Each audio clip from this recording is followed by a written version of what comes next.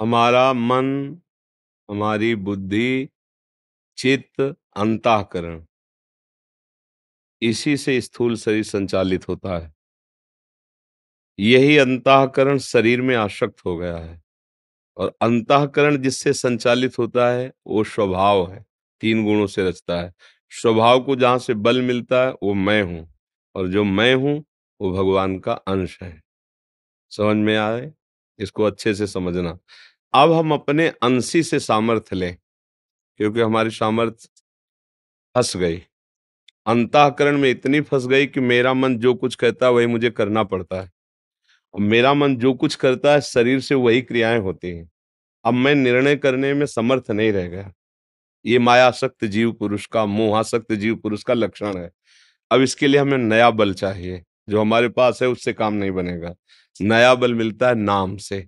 श्री हरिवंश नाम बल लहो, अपने मन भाई सब कहो, रहो शरण हरिवंश की।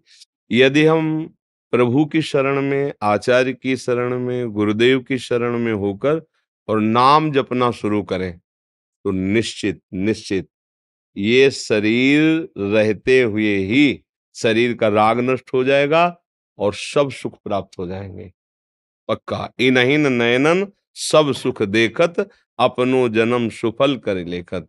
बस आवश्यकता है शरण होकर के खूब नाम जपने की। जैसे हमको किसी को परास्त करना है तो हमें बल बढ़ाना और दांव सीखने हैं। कैसे? उसकी कमी देखनी है। दुश्मन की कमी और अपना दांव पेच और अपना बल। तो अपना बल है नाम और दुश्मन की कमी कि हमारे दस्तखत से वो काम करता है। वो हम अगर स्वीकृति न करें तो हमारा मन काम क्रोध युक्त भले हो जाए पर हमसे पाप नहीं करा पाएगा, हमसे चेष्टा नहीं करा पाए। मन का काम है प्रेरणा देना। स्फुरना हुआ, ये भोग भोगो, ये देखो, ये सुनो, नहीं सुनना, नहीं भोगना। अब बुलाओ कुछ कर ले, हमें बताओ, अंदर की बात है। नहीं, ये धर्म विरुद्ध है, मैं नहीं। शांत हो जाएगा। 100 बार स्फुरित होगा, 100 बार जलाएगा, शांत हो जाएगा। क्योंकि आपके बिना वो कुछ कर नहीं सकता, ये उसकी कमजोरी है। पर वो आपको इतना तदात्म कर लेता है कि आप और मन अलग हो ही नहीं पाते। आप अपनी मान बैठते हैं, मन की मांग को, इंद्रियों के भोगों को आप अपनी मान बैठते हैं कि मुझे जरूरत है। बस यहीं आप परास्त हो जाते हैं। ये कमजोरी है। शत्रु को परास्त करने की कमजोरी है कि आप उसकी हाँ में हाँ ना मिलाएं। जो धर्म विरुद्ध आचरण उसकी प्रेरणा से ना करें। आप जब ना करना ठानेंगे तो कुछ करवा नहीं सकता। बात समझना।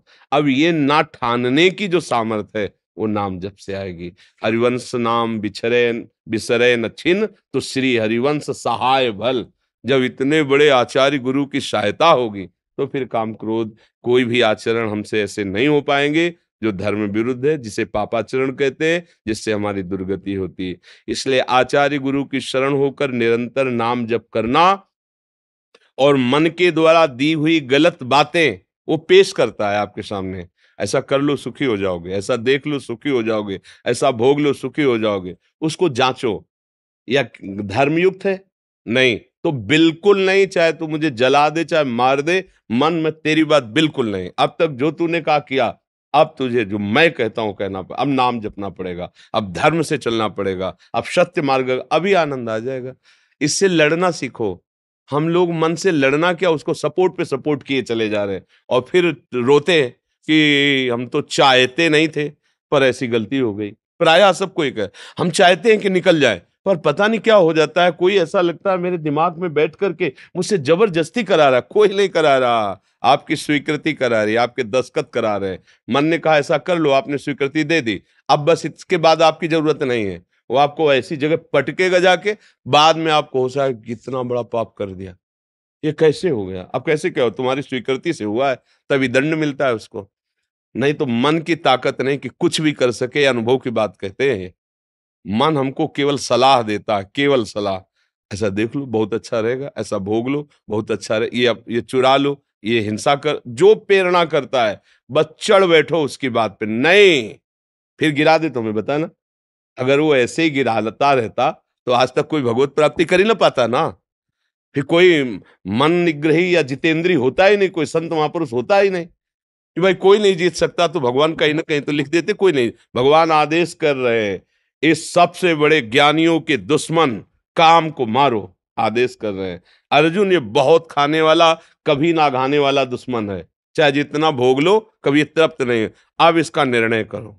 जैसे गृहस्थ हो तो एक पत्नी व्रत, एक पति व्रत, धर्म से युक्त होकर, धर्म युक्त भोग मांग रहा है, दस्तखत कर दो।